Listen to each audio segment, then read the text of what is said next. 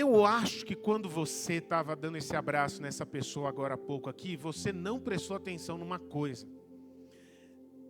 Que essa pessoa... Meninos, vocês me ajudam aqui, tá bem? Que essa pessoa que está aí perto de você, do seu lado, se você reparar bem, olha para ela de novo. Essa pessoa que está do seu lado direito, do seu lado esquerdo aí. Dá uma mirada na lata dela assim. Dá uma reparada como ela está. Você percebeu que essa pessoa que está aí, ela está muito melhor agora do que ela estava 10 anos atrás? Ah lá, viu? Não falei? E é verdade, fala isso para ela. Fala isso para ela. Rapaz, você está muito melhor. Parece vinho, só melhora conforme o tempo passa. Sabe, queridos, isso é uma coisa... Quantos? Amém, amém. A fita isolante aqui, né? Sabe, gente, que isso... Prestar atenção nisso... A gente parar para pensar assim, né?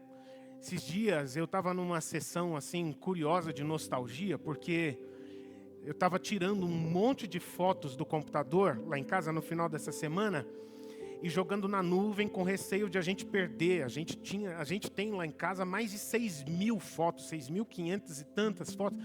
E para não perder, eu estava jogando na nuvem e aí eu estava vendo algumas fotos, né? E aí o Bernardo chegou para mim, depois ele vai me pegar, mas agora já foi. Ele chegou para mim, viu algumas fotos nossas, minha, da Mônica, enfim, de quando ele nem tinha nascido, há tempos atrás, quando eu assumi a nossa igreja, eu era solteiro, eu casei, eu e a Mônica casamos meses depois que eu era pastor aqui, enfim. E aí o Bernardo olhou para aquela foto e falou: pai, você está bem melhor agora careca do que com aquele cabelo que você tinha. Falei: amém, filho. Obrigado. Eu recebo essa palavra, né? Mas, gente, é importante mesmo a gente pensar sobre isso. Até porque uma coisa que é meio problema, é meio batalha para a gente, é assim, a diferença de comportamento que a gente tem quando a gente começa uma coisa, quando a gente começa uma caminhada e continuar essa caminhada depois. E é exatamente essa palavra que eu tenho para você, para a gente meditar. E eu tenho algumas coisas importantes para falar com você nessa noite aqui a respeito disso, tá? Como chegar bem. Esse é o título dessa palavra nessa noite. Porque não adianta só começar bem, gente.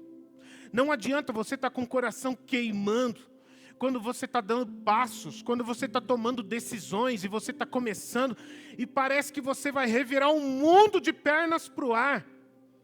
Como, por exemplo, acontece algumas vezes quando alguém toma uma decisão importante na vida. Aí passa uma semana, 10 dias, 20 dias, passa um semestre e parece que nem aconteceu nada nas vidas de algumas pessoas. O que adianta, queridos, começar bem, mas não continuar bem? E tão importante quanto isso é, o que adianta você começar bem e nem chegar na linha final? Ah, isso é muito sério. Isso é muito importante. Sabe, eu não quero aqui checar a identidade de ninguém e nem quero gerar condenação no coração de ninguém. Mas sabe que isso é uma coisa que me preocupa no meio dos cristãos? Muitas vezes me preocupa falta de perseverança, falta de persistência na caminhada. Enfim, é sobre isso que eu gostaria de convidar você para meditar e falar com você, baseado no testemunho de um homem de Deus, que foi o apóstolo Paulo. Na segunda carta de Timóteo, capítulo 4, 3 versos eu gostaria de ler, você pode acompanhar aqui, que diz assim: quanto a mim, já estou sendo oferecido por libação, e o tempo da minha partida chegou. Combati o bom combate, completei a carreira, guardei a fé. desde agora me está guardada a coroa da justiça, que o Senhor, reto juiz, me dará naquele dia, e não somente a mim, mas também a todos os que amam a sua vinda. Amém, queridos? Amém? Como eu falei, já dei o spoiler aqui no começo, essas palavras, elas saem do coração de um experiente homem de Deus, que é o apóstolo Paulo, e ele está aqui falando a um jovem homem de Deus, que era um pastor de 20 anos, pastor de pelo menos 5 igrejas ao mesmo tempo, que era Timóteo. São palavras aqui, eu não sei se você percebe isso, no meio dessas entrelinhas aqui, nessas entrelinhas aqui, aliás, né? Que são palavras que estão muito relacionadas assim com alguém que está tendo um abrir de coração. Alguém que está abrindo o coração, porque no caso do apóstolo, ele estava tratando aqui de 2 assuntos que são muito fortes, não só para ele, mas para todos nós.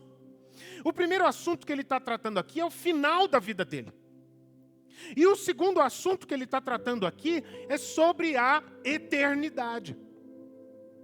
É o que trata o tema da teologia, que é chamado, não sei se você já ouviu essa palavra, escatologia.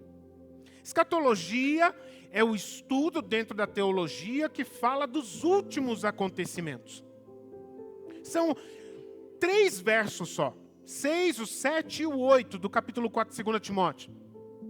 Mas 2 desses versos, ele trata dos acontecimentos finais. O apóstolo Paulo, queridos, ele estava aqui já velho, e ele tinha recebido uma palavra do Senhor, uma coisa que eu acredito que muitos gostariam de ter uma palavra assim.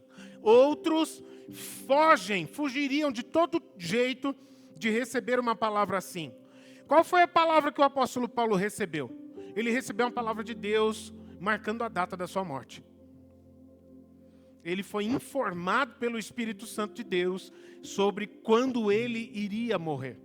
Então, ele não estava aqui dizendo que estava chegando o fim da vida dele, porque ele estava sentindo que ele estava doente, que o pulmão dele já não estava mais trabalhando do mesmo jeito. Muito pelo contrário, ele estava cheio de gás. Ele tinha seus problemas de saúde, mas o ânimo, a empolgação dele por viver, ele era apaixonado por viver, ele era apaixonado por viver Cristo, ele era apaixonado por fazer a obra de Deus.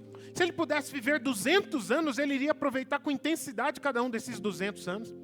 Mas Deus falou para ele: Paulo, o tempo do meu propósito na tua vida está chegando ao fim. E é interessante que ele, sabendo que a morte dele chegaria logo, ele era um homem que ele estava tranquilo com isso. A proximidade do momento da sua morte era algo que ele não lidava de uma maneira crítica, que estava desequilibrando ele. Tanto é que ele usa uma expressão aqui com muita serenidade, uma expressão que eu sei que para nós aqui, ela é meio estranha, ela é meio fora de contexto, mas para ele ali fazia muito sentido. E ele fala dessa expressão com muita tranquilidade quando ele diz que a minha vida está sendo oferecida como libação. Provavelmente você nunca ouviu essa palavra e nem sabe o que ela significa. Libação, queridos, era uma oferta que se fazia a Deus. Que tipo de oferta? Era uma oferta que se fazia a Deus na antiguidade, na antiga aliança, na forma de uma bebida. E normalmente era a bebida utilizada era o vinho. Uma bebida derramada sobre o sacrifício de oferta a Deus. Então, um sacrifício era colocado sobre o altar. E depois se derramava vinho sobre este sacrifício.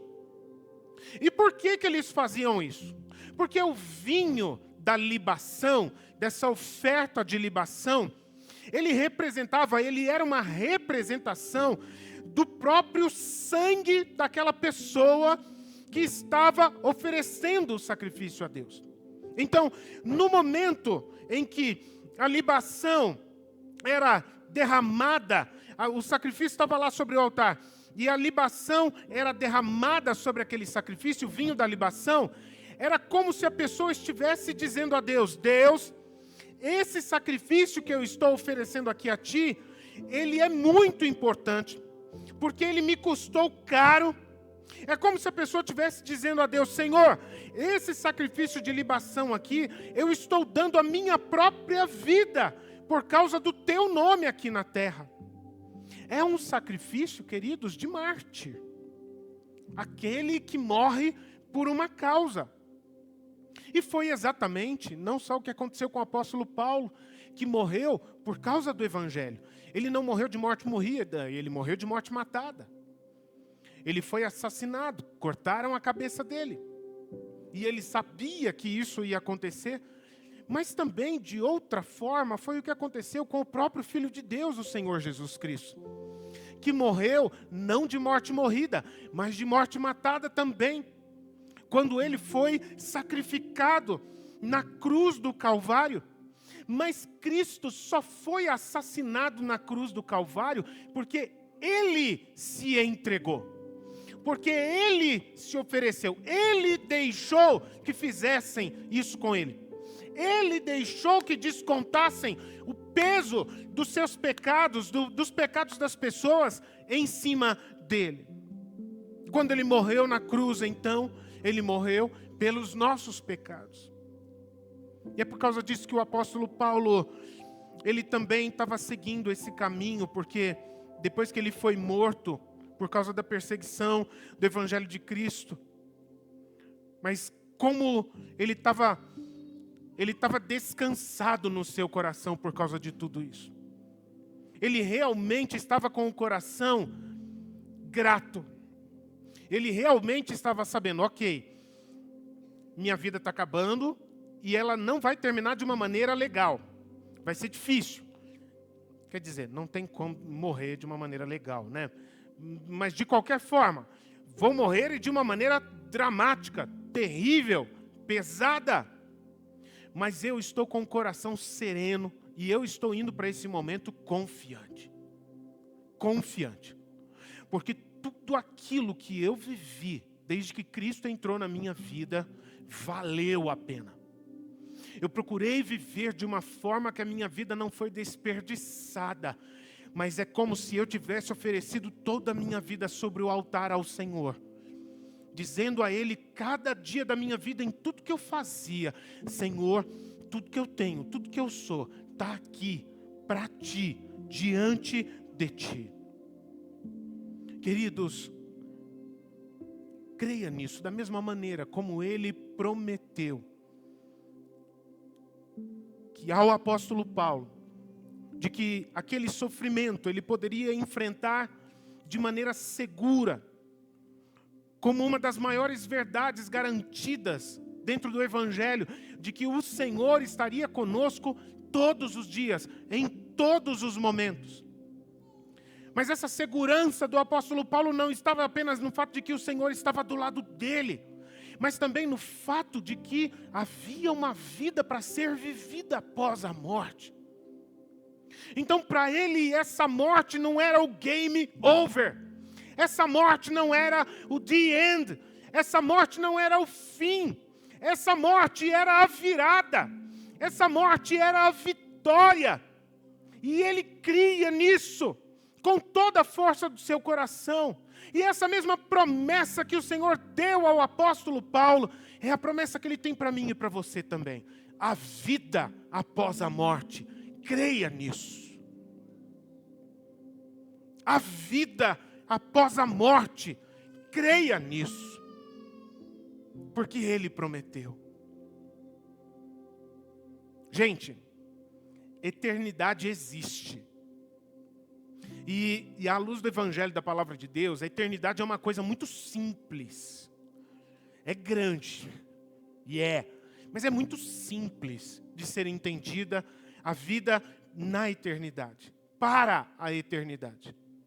A eternidade de cada pessoa, ela vai ser o resultado, simplesmente o resultado da esperança que cada um tem depositado na sua vida aqui na terra. Vou falar de novo para você guardar isso, porque isso daqui é uma chave espiritual muito importante. A eternidade para cada pessoa, ela será simplesmente o resultado da esperança que cada um depositou na sua vida aqui na terra. E a pergunta que eu quero fazer: você tem depositado a tua esperança de vida hoje aqui em quê? Aonde que está a tua segurança de vida? Seja sincero com você mesmo, você não precisa falar para mim. É algo que você tem que discernir dentro do teu coração. A tua esperança de vida está onde? Por quê? Porque é onde você tem depositado a tua esperança, é que a tua eternidade está sendo determinada. Sabe, queridos, na verdade a eternidade, ela não é nada mais do que uma extensão da nossa esperança. Então, quem entrega a sua vida a Jesus Cristo nesta terra, a pessoa que deposita a sua esperança em Jesus Cristo aqui na terra, ela vai receber a vida eterna de Jesus Cristo após a morte. Já está garantido. Agora, por outro lado, a pessoa que dedica a sua vida a curtir nessa terra, aproveitando tudo aquilo que esse mundo oferece, ela não guardou a sua vida com Cristo, ela apenas consumiu a sua vida com Cristo, ela apenas curtiu a vida aqui sem Cristo, aliás, sem Cristo. Ela, quando chegar no final da vida diante da eternidade, ela não vai ter nada para receber de Cristo, porque tudo foi gasto, tudo foi consumido. É como uma linguagem da economia, né? Então, quem guarda agora, terá no dia de amanhã vida eterna. Mas quem gasta agora, não vai ter nada amanhã, o que representa espiritualmente morte eterna. Amém, gente? Faz sentido isso para você? É simples isso? Eu acho que isso é tão simples, mas tão importante. Eu queria que você repetisse isso comigo. A eternidade, diga, a eternidade é a pura extensão de onde eu ponho a minha esperança. É isso. Aonde você tem posto a tua esperança? Em que você confia? Em que você tem investido a sua vida? Guardado a sua vida? Ah, o apóstolo Paulo sabia muito bem aonde estava a esperança dele. Ah, isso ele estava seguro e descansado. Que quando chegava no final da vida dele, ele sabia o que estava esperando ele. E é muito interessante que, para que a eternidade ela seja iniciada, primeiro é preciso que Jesus venha colocar um ponto final nessa história, para começar a nova história. A história da eternidade começar, é preciso essa história encerrar. E aqui tem outra promessa maravilhosa que Deus faz, que é que um dia, e como o próprio apóstolo fala também, Jesus vai voltar. Só que quando Jesus voltar, a promessa de Deus é que Ele vai voltar não mais como servo sofredor, não mais como Cordeiro de Deus que tira o pecado do mundo.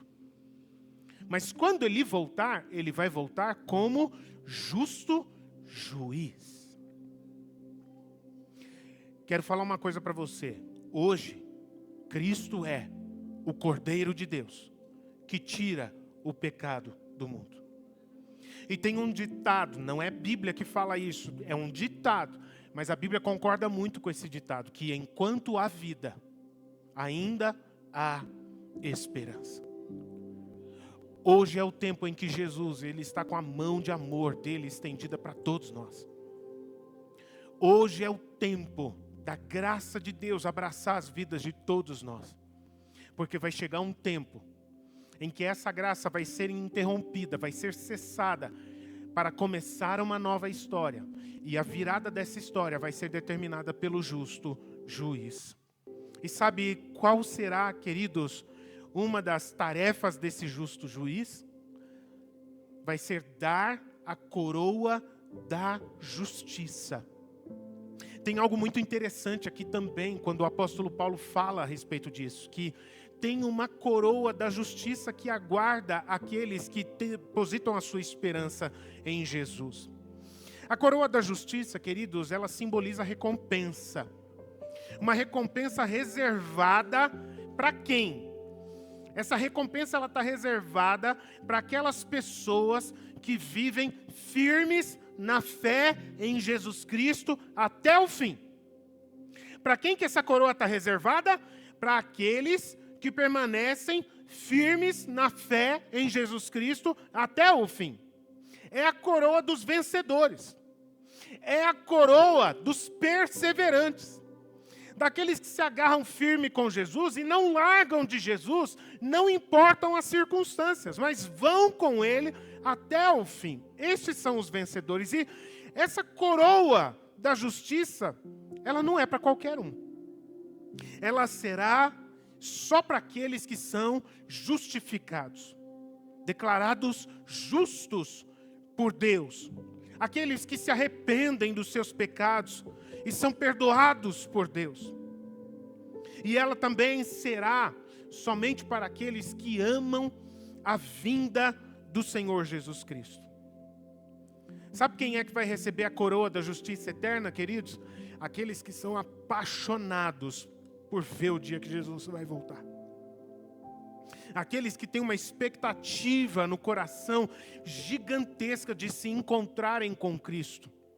Muito mais do que a paixão de curtir a vida de prazer aqui na terra.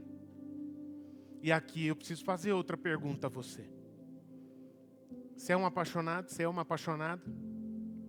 É uma apaixonada pelo quê?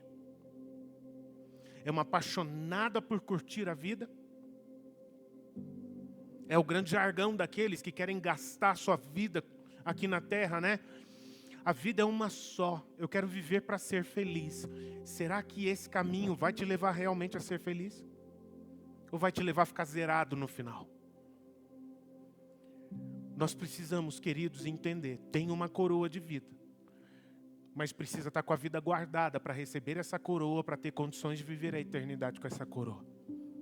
E o apóstolo Paulo, ele declarava que ele era um apaixonado pela volta de Cristo. Ele era um apaixonado por esse momento. Não mais de ser derramado em libação, mas de receber a coroa diante do grande juiz. E ele não só tinha essa paixão pelo coração dele, mas ele usa essa declaração aqui para estimular a todos nós, a Timóteo, ao jovem Timóteo, e a mim e a você também, a que a gente também seja apaixonado por esse momento. A gente ser apaixonado por imaginar. A Bíblia dá algumas informações sobre como é que vai acontecer a volta de Cristo, mas eu vou dizer para você, Deus não quis dar todas as informações, Ele dá algumas, não todas. Ele não dá todos os detalhes. E há um propósito muito claro e simples de Ele não dar todos os detalhes. Sabe para quê? A explicação simples e chocante para isso, sabe para quê? É para você não ficar com a cabeça só no dia de amanhã, meu irmão. É para você viver o hoje. Porque como diz um outro ditado, não está na Bíblia, é um outro ditado, mas que é verdade, o amanhã a Deus pertence. Deixa que o amanhã Deus cuida. A gente precisa viver o hoje. Mas a gente pode viver o hoje com a expectativa do que Deus vai fazer no dia de amanhã. E é muito bom, porque essa paixão pelo que Deus vai fazer no dia de amanhã, ela vira combustível para a maneira como a gente vive hoje também. E é para isso que a gente tem que viver o hoje, focados na eternidade, gente.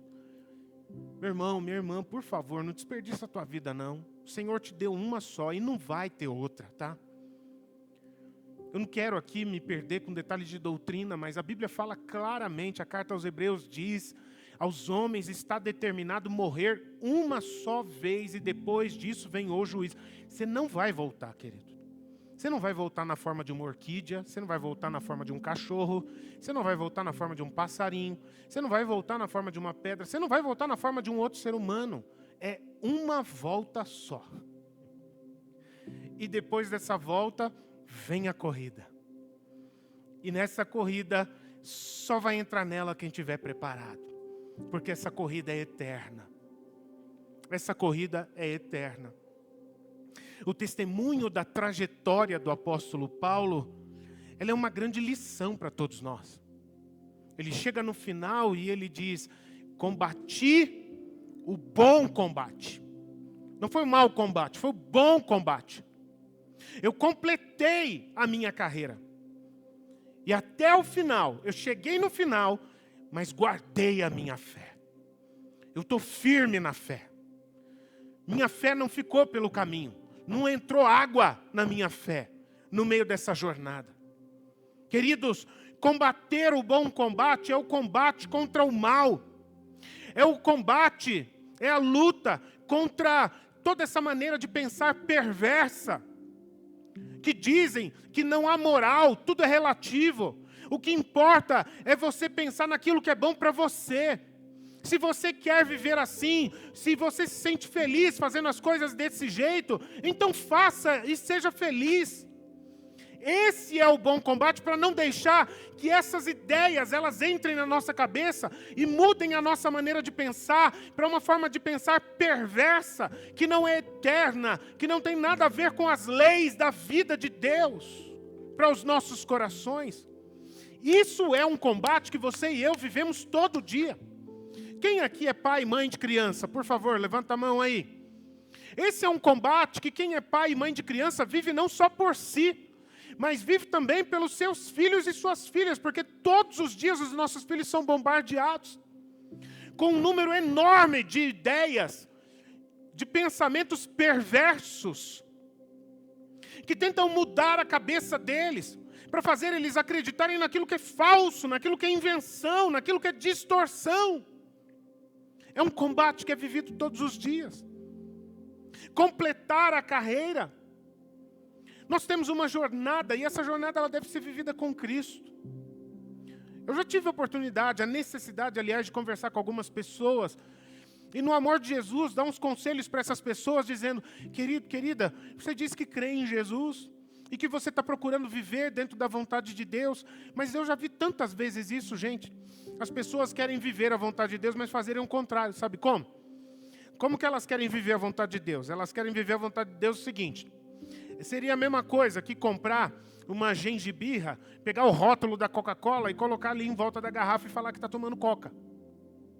E como tem gente que faz isso em relação à vontade de Deus? Pega a sua vontade, a sua maneira de fazer as coisas, e impõe a Deus e fala, Deus, coloca teu rótulo aqui, dá para abençoar? Meu irmão, não vai rolar. Não vai rolar. A vontade de Deus, deixa eu te falar uma coisa chocante aqui, é a vontade de Deus. Você está chocado por ouvir isso? É a vontade de Deus. O que o Senhor Jesus nos ensinou a orar é, seja feita a tua vontade aqui na terra como nos céus. É eu chegar, acessar a intimidade com Deus e perguntar, Senhor, qual é a tua vontade? Eu estou pensando nos negócios aqui, Senhor, mas aquilo que o Senhor falar, a tua vontade, é o que será a minha vontade. E se for necessário, eu submeto a minha à tua, Senhor. Porque eu sei que a minha vontade, eu posso estar enganado, mas a tua vontade é sabedoria eterna. A tua vontade, ela é boa, ela é agradável, ela é perfeita, eu sei disso. Então, queridos, completar a carreira é com Cristo. É conhecer a Cristo mais e mais. E perceber que quanto mais a gente conhece a Cristo, mais Ele tem para ser conhecido e mais a gente se surpreende com Ele. Essa carreira é a carreira não só de andar com Cristo, de conhecer a Cristo, mas de crescer com Cristo. É por isso que a pessoa que está do seu lado, quando você olhou para ela, você tomou um susto, você ficou surpreso e você olhou direitinho e percebeu, nossa, você está muito melhor. Sabe o que é isso, meu irmão? É Jesus. Talvez um perfuminho ajuda, uma maquiagem, enfim, mas na essência é Jesus. É uma jornada, queridos, é uma carreira que ela é vivida, ela é completada quando a gente dá lugar para que Jesus se manifeste nas nossas vidas. Que Ele apareça. É aquela pessoa que ela não tem vergonha de ser cristã. Ela não tem vergonha de assumir que é crente. Quando alguém vai no local de trabalho, qual que é teu WhatsApp aí? Manda o teu WhatsApp aí porque eu tenho um vídeo para te mandar. Já aconteceu com você? Comigo várias. Várias vezes. Eu tenho umas fotos para te mandar, eu tenho certeza que você vai gostar. E aí talvez você, por causa da caminhada que você tem de vida, você virar para essa pessoa e dizer, não precisa mandar essas fotos não. Eu não tenho interesse nesses vídeos não. E aí a pessoa virar com uma cara meio torta assim e falar, você é crente? E aí, como é que você faz? Ou não? Sim, eu sou. Sim, eu sou. Eu tenho uma vida, eu já sou bem satisfeito. Eu não preciso dessas coisas para encontrar satisfação na minha vida. Assumir Jesus. Assumir Jesus. Tua religião não permite você fazer isso? Se você está falando sobre religião a respeito de uma pessoa, então sim. Porque minha religião é Jesus. Mas eu não tenho esse negócio. Meu pastor não determina o que eu faço. Minha igreja não determina o que eu faço. Minha vida, meu espelho, minha admiração, meu referencial se chama Jesus Cristo, Filho de Deus. Eu amo. Eu busco todos os dias. Eu quero ser cada vez mais parecido com Ele na minha caminhada, todos os dias. E eu quero dar lugar para que Ele se manifeste na minha vida todos os dias. Que o poder dEle se manifeste, que a sabedoria dEle se manifeste. Que a autoridade dEle se manifeste na minha vida. Que a visão dEle se manifeste, que as palavras dEle se manifestem na minha vida todos os dias. Isso é completar a carreira, queridos. E guardar a fé é cuidar atentamente da nossa fé. Tomar conta para não perder a fé. Porque, queridos, é verdade, é possível. É uma palavra que a Bíblia utiliza, que é apostasia. O que significa apostasia? Apostasia, na prática, trocando em miúdos, é como que pular do barco. Você está dentro de um barco, aí uma hora você desiste de continuar nesse barco e você pula para fora do barco. Entende? Isso é apostatar. Apostatar é pular fora do barco de Jesus. É abandonar, é desistir da fé em Jesus. A carta aos Hebreus, eu estou citando muito Hebreus hoje aqui, Hebreus capítulo 3, vai dizer assim, porque nós temos nos tornado participantes de Cristo. Temos nos tornado participantes de Cristo. O que é ser? É uma conjunção adversativa de condição. Se, de fato, guardarmos firme até o fim a confiança que desde o princípio tivermos nele. Então, olha só, tem uma promessa, tem uma palavra de segurança maravilhosa que é dada nesse texto. Temos nos tornado participantes da vida de Jesus, mas junto com isso tem uma condição. A gente participa da vida de Jesus se a gente permanecer firme na fé em Jesus até o final. E se a gente desistir de confiar em Jesus? O que acontece por conclusão? Nós paramos de participar da vida de Jesus. E esse cuidado, queridos, deixa eu falar uma coisa para você. Não tem como botar fé dentro da gente. Não tem o que eu faça aqui nessa noite como pastor que seja capaz de botar fé dentro de você. Fé é uma iniciativa, é um passo que cada pessoa tem que dar livremente e por conta própria. Ninguém pode crer por mim. Ninguém pode crer por você. É uma decisão que cada um de nós precisamos dar. A nossa salvação ela é garantida por meio da fé, quando nós cremos. Efésios capítulo 2 vai dizer isso, porque pela graça vocês são salvos por meio da fé. A fé é quem ativa, a fé é quem sustenta a nossa vida conectada com Jesus. E tem aqui, para fechar isso, um quarto detalhe que eu destacaria, e aqui eu já estou terminando essa meditação, que ela está por trás dessas palavras aqui que o apóstolo está expressando do seu coração com esse jovem pastor e comigo e com você também, pelo Espírito Santo. Lembre, queridos, que esse daqui é um testemunho que o apóstolo experiente ele está dando a esse jovem pastor com a intenção de inspirar a fé dele, de inspirar a confiança de Timóteo em Jesus Cristo. Isso significa, queridos, que semelhantemente ao que o apóstolo fez com o jovem pastor, de inspirar, de estimular a fé e a confiança dele em Jesus Cristo, esse é um dever que todos nós temos, não apenas com a nossa salvação, mas também quando as pessoas que Deus coloca ao nosso redor. Porque nós sempre vamos ter pessoas do nosso lado que nós vamos precisar fortalecê-las de vez em quando. Nós sempre vamos ter pessoas em volta de nós que de vez em quando nós vamos precisar dar uma chamada de atenção nelas. E não entenda a chamada de atenção como briga, como... Não negativamente, mas é aquela chamada de atenção que um amigo dá no outro, sabe? Vamos lá, desperta, cuida, vigia, para você não se perder pelo caminho. O tempo todo Deus coloca pessoas em torno de nós que às vezes essas pessoas, elas são bênção de Deus nas nossas vidas para encorajar a gente a não desistir do propósito que Deus tem sobre as nossas vidas. O tempo todo Deus vai colocar em torno da gente pessoas que intencionalmente Ele vai fazer isso para que a gente possa despertar essas pessoas, gente. Isso é ser corpo de Cristo. Ser corpo de Cristo não é ser uma ilha.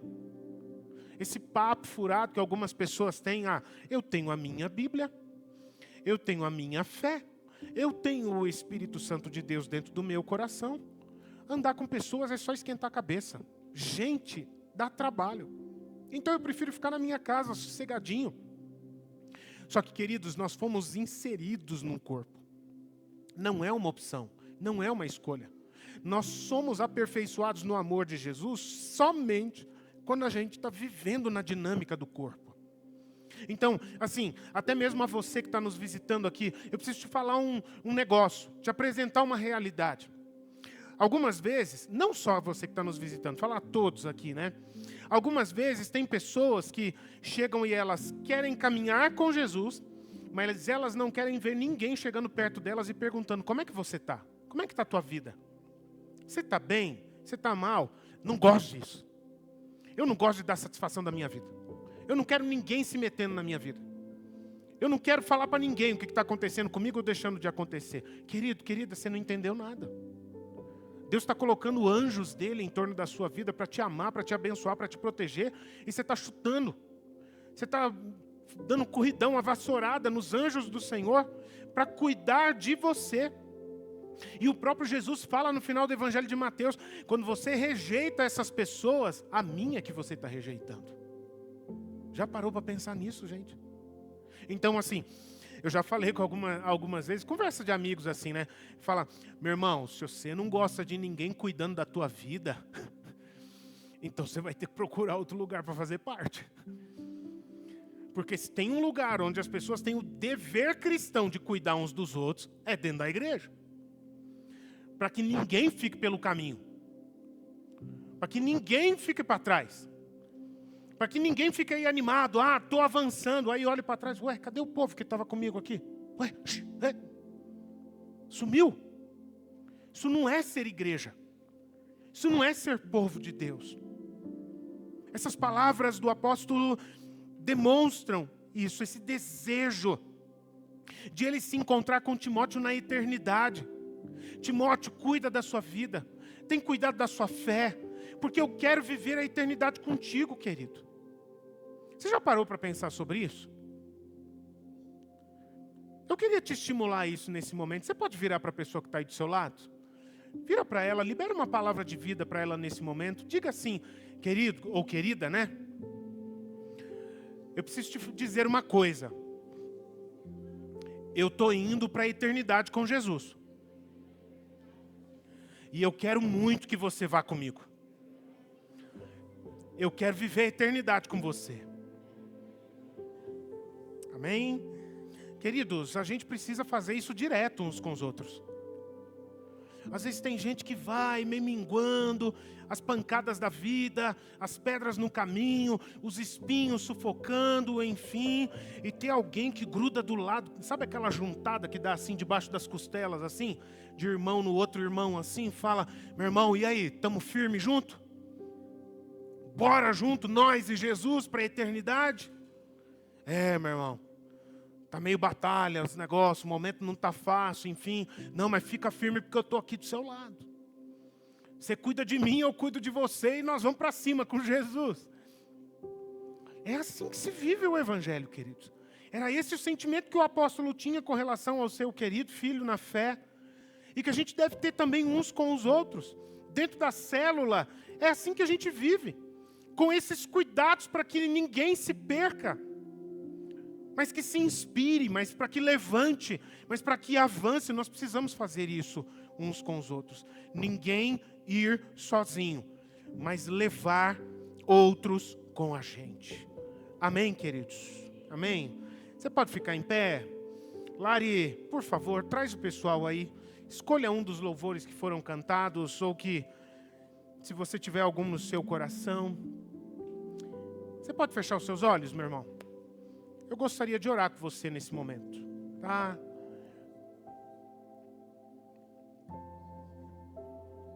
Mas preste bastante atenção que eu quero te falar nessas palavras finais aqui. Eu quero reforçar uma coisa que eu falei no começo. Começar bem, muitos começam. Muitos começam bem. A gente vai para um encontro com Deus e tem gente que volta dando pirueta, pendura no lustre aqui, parece que voa sozinho, igual o Superman e tal. Muitos começam. Às vezes num culto, às vezes numa conferência, volta sapecadinho. Parece que está cuspindo fogo de tanta unção, de tanto poder de Deus ali naquela vida. Mas, querido, sabe que às vezes eu sinto tanto que a gente perde a noção de que nós estamos numa jornada. Não é luta de boxe, onde num soco você resolve tudo. É uma caminhada. É uma jornada. Que talvez para alguns que estão aqui, é uma jornada que vai durar mais 10 anos. Para outros aqui, mais 20, 25 anos. Para outros aqui, essa jornada vai durar mais 60, 70, 80 anos ainda. Enfim, mas seja lá quanto tempo for, querido, querida. Você e eu estamos dentro de uma jornada com Jesus. Mas parece que a gente tira não sei da onde uma ideia de que a gente quer tudo para agora. E a gente acha que o Evangelho é assim. O Evangelho é assim, se eu orar com fé vai resolver tudo agora. Se alguém botar a mão na minha cabeça, se eu for no culto, se eu fizer, meus problemas vão acabar. Meu irmão, minha irmã, isso é uma ingenuidade. Isso não é real. Não é assim que funciona. Você está sendo moldado, você está sendo moldada. A cada dia, de graça em graça, de fé em fé, de glória em glória. Um pouquinho mais de Cristo sobre a sua vida todos os dias. É uma ilusão essa vida de que a gente espera que de uma hora para outra a gente dá uma choradinha e Deus vem correndo para socorrer e resolver todos os nossos problemas. Não é assim que funciona o caminho com Cristo. Queridos, a gente precisa saber que nessa jornada que está diante de nós, um passo de cada vez, um dia após o outro, até o dia final, aqui na terra, a gente precisa andar firme hoje. Amanhã a Deus pertence. Ontem, só a graça de Deus para curar. Mas o que cabe a mim e a você é: você vai ficar de pé hoje, sim ou não? Você vai avançar com Cristo hoje, sim ou não? Isso você tem poder para decidir. Isso eu tenho poder para decidir. O que você e eu temos poder para decidir é se nós vamos viver de maneira apaixonada, apaixonados pela volta de Cristo, apaixonados pela eternidade, apaixonados pela coroa da justiça, apaixonados por estar diante de Jesus, face a face. Sabe, queridos, às vezes todos nós tropeçamos. Eu já cometi vários tropeços. Essa semana eu cometi tropeços, pisadas de bola, pecados. Não é disso que se trata. Nessa jornada acontecem batalhas, acontecem oposições, acontecem, todos nós sofremos tentações, mas a gente não pode perder o foco do final. Os tropeços, as pancadas, elas não determinam o final. O que determina o final é quando você e eu estivermos com Cristo, face a face. Apesar daquilo que a gente enfrentar pela frente, independente daquilo que você enfrentar, do tropeço que você tiver, o importante é a gente chegar lá. Se tropeçar, em nome de Jesus, que você se levante pela fé. Se tropeçar, que em nome de Jesus você tenha a coragem e a humildade de confessar tudo aquilo que vai no seu coração, confessar os seus pecados e não parar de avançar até Cristo. Não olhe só para o agora, meu irmão e minha irmã, mas mantenha os seus olhos, o seu foco voltado para onde você vai chegar. Quero falar uma coisa para você: eu quero chegar bem. Eu quero chegar até o dia de me encontrar com Cristo. E eu quero que você também chegue bem. Não apenas comece bem, mas que você permaneça bem. Não estou dizendo se está sem problemas. Às vezes você pode estar no momento mais difícil da sua vida, mas eu quero dizer, você pode ainda assim dizer pela fé que está tudo bem, porque o Senhor é com você. E se o Senhor é contigo, todas as coisas cooperam para o teu bem. Vai ficar tudo bem. Permaneça com o coração na eternidade, querido. Permaneça com o coração na eternidade, querido. Pai Santo, eu não quero fazer um apelo aqui, meu Deus, porque eu entendo que um apelo nessa noite, diante dessa palavra, é muito simples, ó Pai. É pouco, ó Deus, para o que o Senhor está falando com cada um de nós aqui nessa noite. Meu Deus, eu quero te pedir, pelas tuas misericórdias, Pai, para que o Senhor, ó Deus, que está sondando cada coração aqui, o Senhor sabe exatamente o que se passa na mente, o Senhor sabe o desejo, a busca, a fé de cada coração, Pai. Meu Deus, é que o Senhor faça com cada um aqui, de acordo com a medida da fé de cada um, de acordo com a fome, de acordo com a sede, de acordo com a paixão de cada um, meu Pai. Meu Deus, vem atender, vem se manifestar, meu Pai. Vem se revelar na vida de cada um aqui, meu Deus. Vem, ó Deus, produzir grandes reviravoltas, meu Pai. Ó meu Deus, vem aqui limpar o para-brisa, meu Pai, fazendo a gente ter uma visão, meu Deus, não imediatista, não presa no aqui e no agora, mas uma visão, meu Deus, de que aquilo que eu estou fazendo hoje, aquilo que eu estou vivendo agora, tem uma projeção para toda a eternidade. Ah, eu fui salvo para a eternidade. Não é, ó Deus, somente para aqui e agora, mas é para toda a eternidade, meu Deus. Oh, Pai, corações apaixonados aqui, eu te peço, ó Deus. Ah, eu te peço por corações apaixonados aqui nessa casa, Pai. Deus, eu te peço por corações em chamas, só de pensar na hora de se encontrar contigo, ó Pai.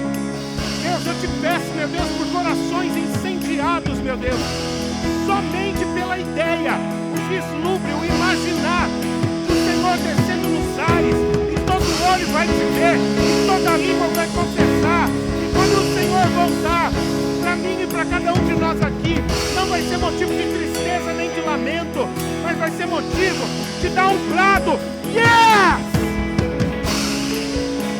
Maranata! Ele está vindo! Yes!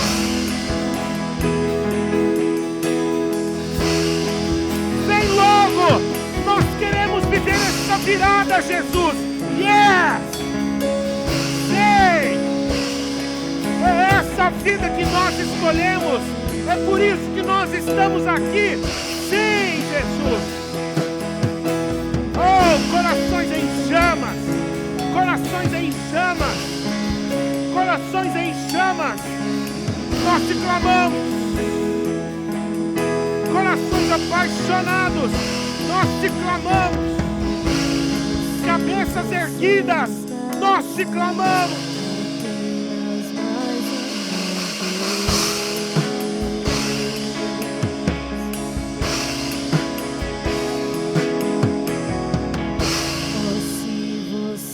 Descer e fizer teus grandes feitos em mim.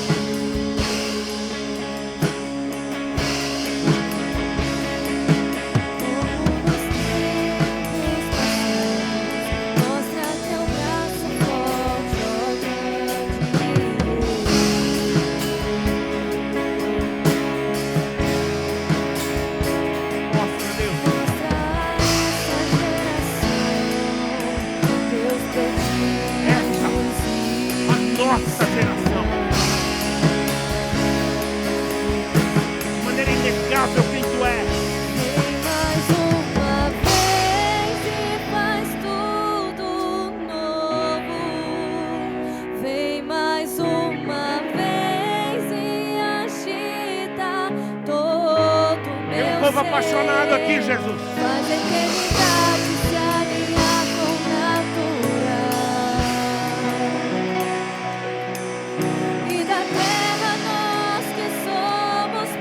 Querido, levanta a tua voz. Levanta a tua voz.